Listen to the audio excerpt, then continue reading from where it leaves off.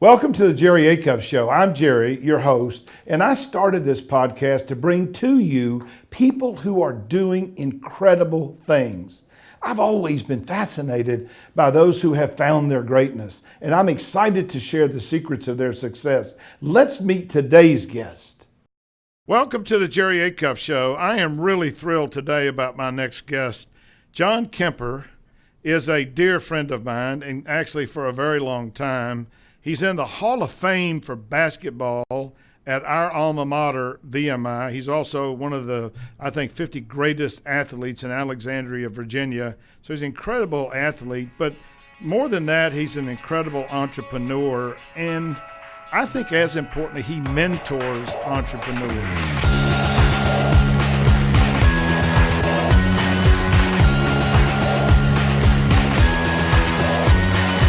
He's an engineer by training. He spent over 20 years working as an engineer for other firms.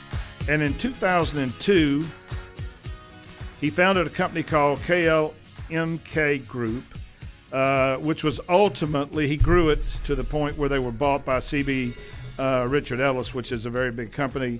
Today, John Kemper LLC assists startup companies and not-for-profits as a consultant. I should also tell you that having known John for a long time, he is a philanthropist, and he's one of the best business minds I have ever known. And actually, he and I are in a business partnership together, and he's the brains, and I don't even know what I am. But welcome, John. Well, golly, Jerry, I don't know if I can live up to all that introduction. I appreciate your kind words. Well, they're all true. Let me start by asking that. I mean, you're an engineer by training. I know you went into service, right after VMI, but you came back and you became an engineer, and you became an entrepreneur. I would say kind of late in your career, which I did too. How did you get the idea that that's what you wanted to do? It's interesting. And when I'm mentoring young people, I tell them that my path is a bit unusual from the perspective that I didn't totally own my own company until I was 57 years old, which is not the normal path I want them to go. But, I got out of the service, worked in the public sector, and then worked for large AECM firms. But I never practiced engineering. I had an engineering degree, but the business, very quickly, I learned that the business end was what I was interested in. So most of my career with those firms were business development, sales, what you do, and right. That excited me, the chase and the challenge of getting new work. So eventually, I went with a small firm owned by a founder, and I was able to invest in that company. Because whenever he needed some money, he always asked me if I could buy stock. So I borrowed and got money from wherever I could get it, and I eventually owned 35% of that company. And that gave me the urge that I can do this. I need to own my own company. Right. So how long after leaving big business did it take you to figure out how to make your own business successful? I would say that it was fairly quickly. When I left big business and went with the founder of a small consulting firm, I quickly learned from him all the things to do wrong. In other words, then turned it around and said, I need to do things right because he's doing all this wrong. And I was in that scenario for 2 or 3 years. And then we sold that company, and I bought that company back 2 years after that sale. So maybe 2 years, after working for the 2 years after I stopped working in the big company sector and then went in the small company world. If you ever, this, but if you ever do that, you go from big to small, you never want to go back to big. Well, I think the other thing that I found was, when I went from big to small, which for me, big was running a $650 million company with 1,000 employees. And then all of a sudden, I have my own small business, and I actually have to understand what a P&L is. I actually have to make a budget. And I learned, and I tell people, I learned more about being successful as a business person working in that small company than I did in that big company. And part of it was, as you said, some of the things that I thought were wrong. What were some of the things that you saw that were wrong that made you decide to do it differently when you got your own business? Well, I think the whole company culture,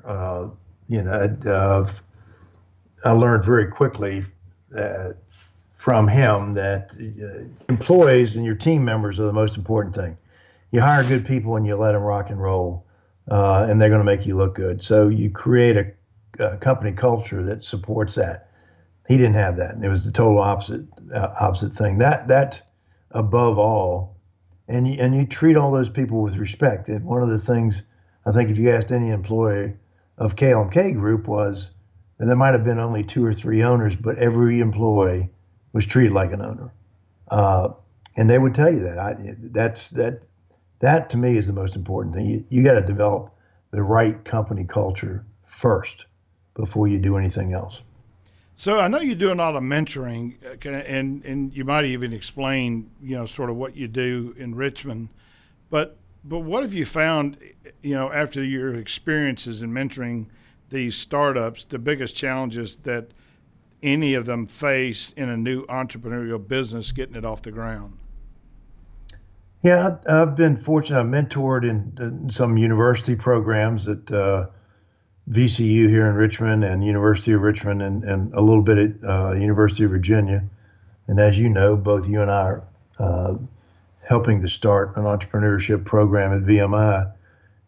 There's a couple of things that come out with me, and then I mentor in a really well-known growing accelerator lab here. So I get exposed to a lot of different company concepts, people with vision. What I see as the biggest challenge is, number one, execution. There are a ton of people in the world with vision and company ideas, but where they fail is execution and implementation. Another thing big is development of a workable revenue model. You'd be amazed when I sit down with these startups and say, okay, what's your revenue model? What are you talking about? How are you going to make money? How are you going to get paid? How are you going to make money? And how are you going to sustain it? So that's an area they really need to work on. Raising capital in early stage companies, big challenge. Beyond, most of them can raise the money from family and friends, but that doesn't get them very far, and they have to go out and raise money, and it's very, very difficult to do. You really have to have your concept, your revenue model, and your financials tied down before investors are going to look at you. Customer, you know this better than I do. Customer acquisition, they really haven't thought through that. How they're going to acquire customers, how they're going to retain customers after they acquire them. Building the right team, and then I'm preaching to the choir when I'm talking to you, but the importance of marketing and sales. Very few of them know that coming out of the chute, and you really have to coach them on that end of it. Gotcha. I'm taking notes here. One of the things that and you've heard me talk to entrepreneurs, but one of the things I always try and get people to emphasize is that, there's lots of things you need as an entrepreneur. You need an idea and you need money, but you also need a network of people where your idea matters, right? So that they'll give you money to support your efforts, or they'll refer you to people who have money. The fourth thing you need is to set goals. I mean, how do you set goals that sort of make sure that you're making incremental progress, towards your vision, or are you about to, is this thing about to cave? And then the fifth thing is, how can you make sure that you're persuasive and influential without being pushy and aggressive? And I find that most people have never thought through those things. In fact, most people who are in business for themselves haven't thought through those things. I spoke yesterday to the Fort Worth Realtors Association. There were like 25 people there, and I gave them essentially the same, concepts that I just shared with you. And it was amazing the feedback. I mean, the people who wanted to go on video and talk about how these ideas really helped them. They never really thought about goals. They didn't think about building a powerful network. You always use the example of Bill Gates.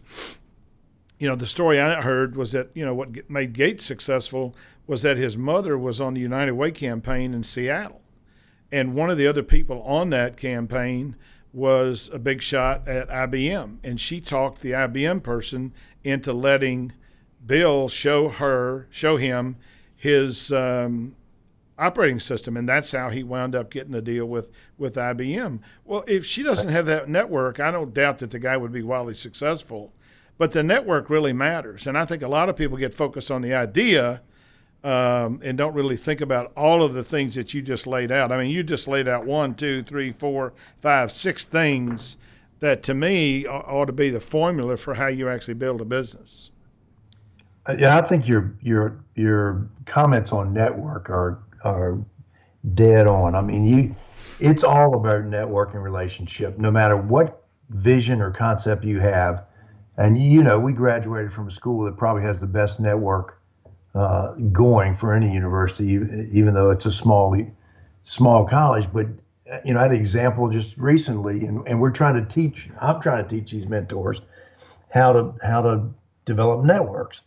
And we were up there doing this work at VMI, and had a young lady that we had met, and you've met her too. When we met her when we were teaching as guest lecturers in their entrepreneurship class. But she came to the summit, and you taught me this. I always give these young people that you meet kind of a homework assignment as a test.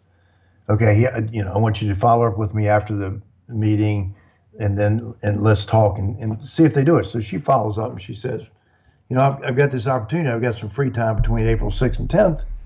And instead of sitting around here in Lexington, Virginia, I'd like to do some intern somewhere. Well, it was like 5 days before April 6th when she emailed me. And I said, well, let me make a few calls. So I called a not-for-profit I work with, Unbound RVA here in Richmond, whose executive director is married to a VMI guy. And she responded right away and said, I'd love to talk to her. So I sent back to this cadet, young lady, and said, all right, here's the website. Research it this afternoon. Call her this afternoon. She wants to talk to you. She did. She got the internship there, for those 4 days. They loved her. They're going to give her an internship this summer, and they want to hire her when she graduates. Wow. She just said, wow. I said, this is what I'm talking about. You need to build networks when you're young. Build them when you're in college. Well, I walked into the corn. Well, what's the name of that place? Cookout. 2 Sunday nights ago, and Alan Cranstenberg is there, who I think is the best linebacker who's ever played football at VMI. And I asked him how he was doing, and because I've been mentoring him, and he said, well, actually, great. I had an interview yesterday, which would have been a Saturday, with somebody at KBS. Huh? So yeah. I said, well, how'd you do? He said, well, I think the interview went well. So while I'm sitting there waiting on my 2 corn dogs, I sent Bill Paulette, who is the founder of the company, and just basically said, I don't know whether this kid's qualified to do what you want him to do or not, but I will tell you this: if he is qualified, this is the hardest working kid I've ever met, and this is a kid who I guarantee you will excel. And he got an offer on Tuesday. Now, I don't know whether I had anything to do with it or not. I probably didn't. But my point is, it is the value of having people that will actually go to bat for you, and that's super important. And a lot of people not only don't know it, they don't know how to build it themselves. Exactly. I think you've touched on this, but I'm gonna ask it in a different way. What would you say are 2 or 3 of the biggest mistakes new entrepreneurs make that can cost them success? Well, what I see a lot is a lot of the startup early stage companies that I work with are technology based. Right. And they need a technology platform developed to really implement the concept. And the biggest mistake they do is trying to get that cheaply done by somebody they don't know and haven't checked out. And basically, and this happens 90% of these companies. And basically what happens is, yeah, they get a basic platform that they can do some testing on, but they end up having to throw away that platform and redo it. So, getting the wrong technology platform partner, if you are in a technology-based company, I see as one of the biggest mistakes. Getting the wrong co-founder or partner, people get, it's important to know who you're getting in business with. And we've all made mistakes in that end of it. And I see that mistake being made all the time. Not being flexible, most of these companies, they have their initial concepts, but they end up pivoting one or two times. Once you run them through all the stuff that I talked about before, how you getting customers, what's your revenue model, especially a revenue model. Is it a subscription-based company or fee-for-service-based company? You've got to be able and willing to pivot when it makes sense. And frankly, what I said before, not spending money on marketing and sales in early stage. Gotcha. No matter what you're starting, you got to sell that product. Well, it's funny. It's funny you mentioned the Get Technology platform. I've been developing this app called Really Linked, which I just put into the App Store, and it's still got a little bit of stuff I want to do to it, but it's working now. And it's the idea that I got from Buzz about how do you stay in contact with the people that are most important in your life. And I spent 5 years developing this thing, all because I got the wrong technology partner the first time. Absolutely. And it's amazing. Now the problem I had was I didn't know how to vet one, and what I should have done is use my network to find somebody that could. And man, my guess is I would have saved myself an awful lot of money too. You would have. I mean, and you know me. That's not my. I say up front, my what I like to do is strategic thinking, and technology is not. But what I did was found that, hey, they're having problems with all this. I got to go find people that know how to vet these companies, and I do. I have 2 or 3 people now that I can refer them to that are vetting companies. It was a big problem here in Richmond, but it's being solved. They're much better companies now because they see the need, because a lot of these companies are being started here. But I think the main point you're raising here is that you expanded your network. I mean, one of the things that I find that people do, that regardless of whether they're entrepreneurs or whether they work in big companies, is their networks are too narrow. They're not diverse enough. They're not wide enough. They don't include enough people with enough wisdom to actually help them. And so having those sort of go-to resources as a part of your network is absolutely crucial. And I think it's one of the things that enables you to create value. When people say, hey, do you know anybody that can do this? And you can say, yeah, call them. I'll guarantee you they'll be good at it. Then, you got a lot better shot of creating value for that other person.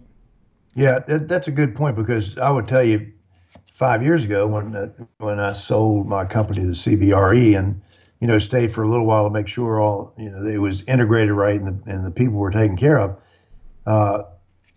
That point forward, I developed a totally different network of people. I happened to be asked to be in a Mentor Richmond program that was sponsored by the Chamber.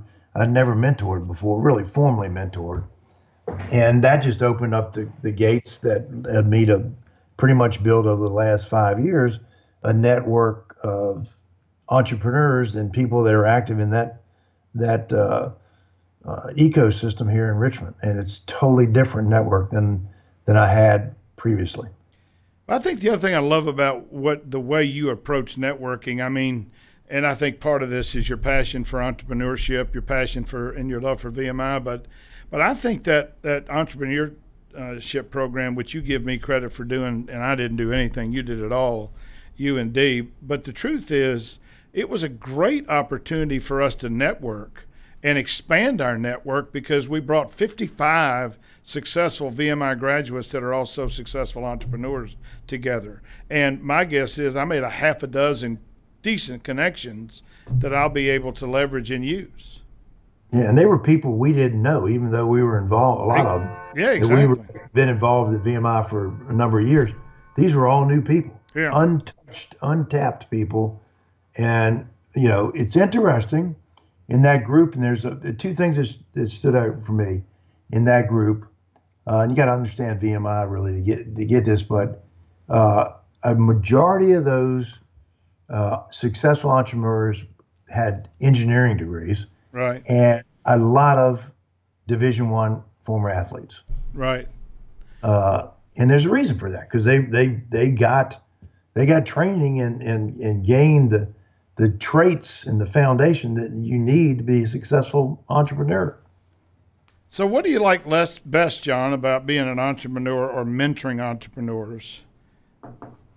I think simply, I love working with young people, giving them the opportunity to start and own and develop their visions at a young age, not at age 57 when I started my company, so that they, and I tell them all the time, this might not be the successful idea.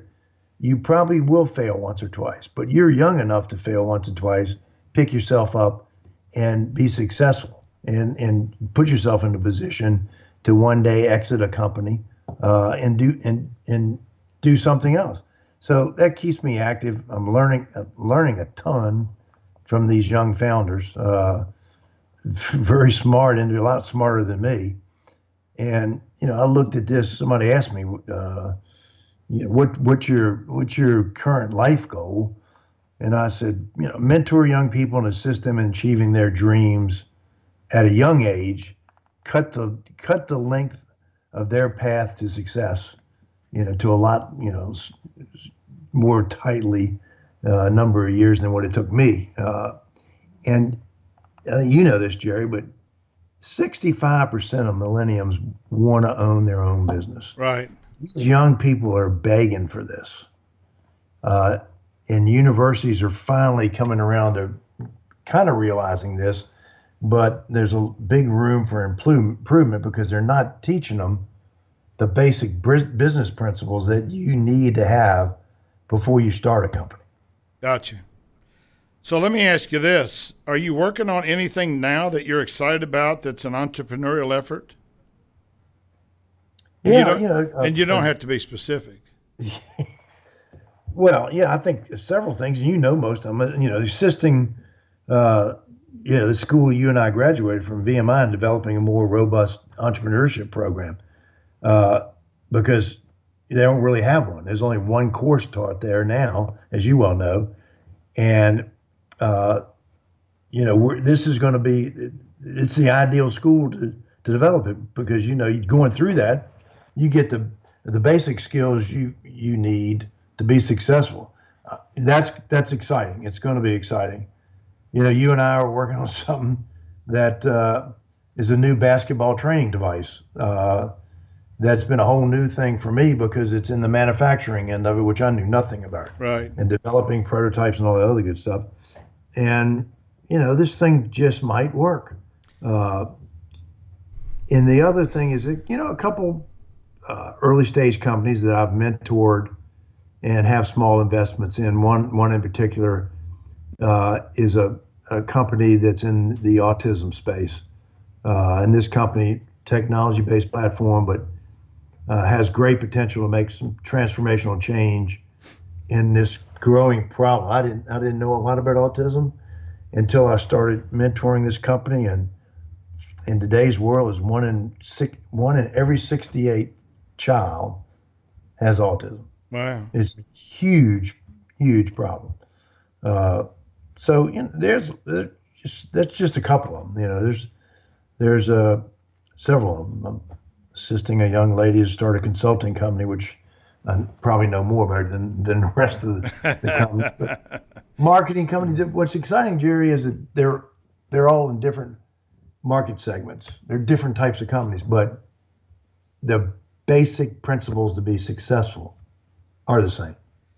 Well, the other thing, and the last thing I'd say before I sort of summarize the 2 pages of notes that I have here of things that you've said that are, I think, key takeaways. But one is, I don't think people who don't understand VMI don't understand the challenge of doing something like getting an entrepreneurship program started, because the winds of change are against you.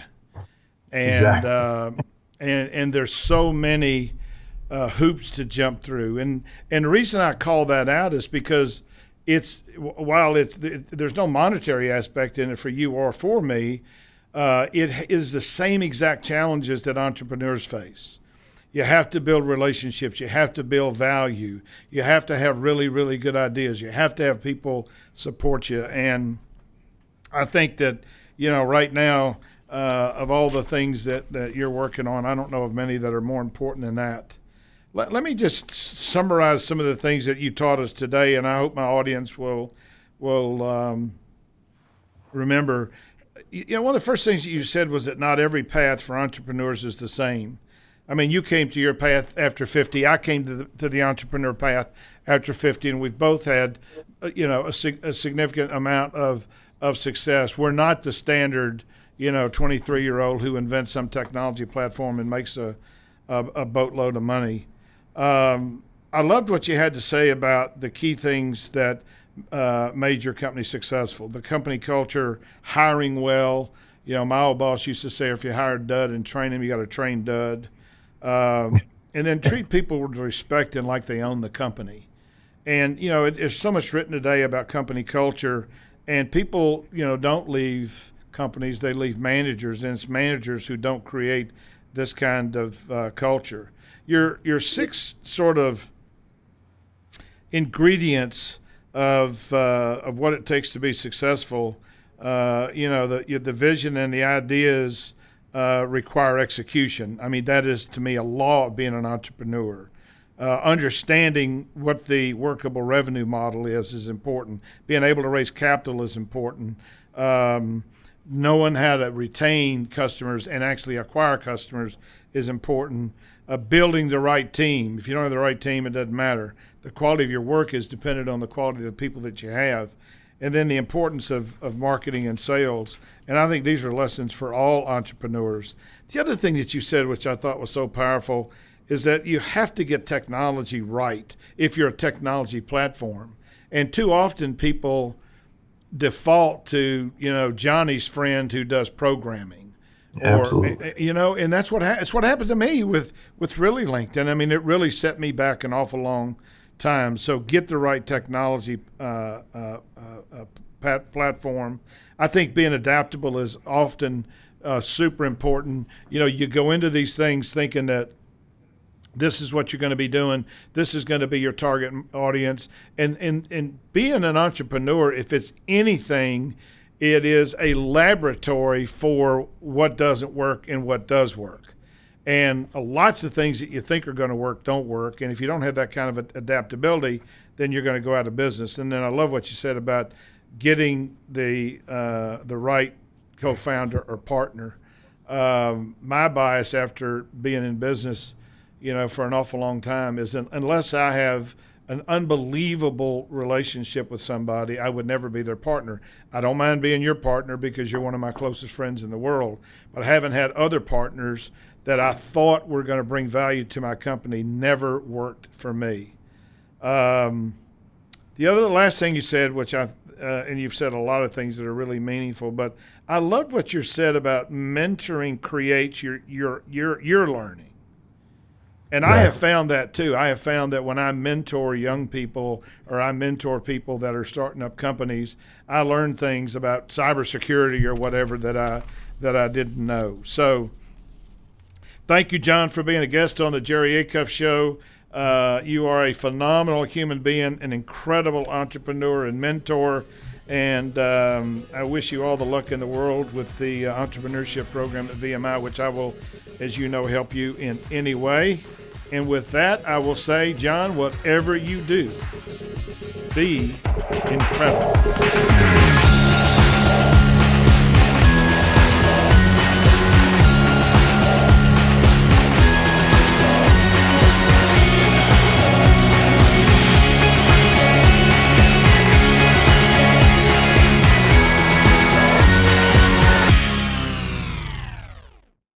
Thank you for tuning in today. I hope you enjoyed today's show where we met yet another incredible person.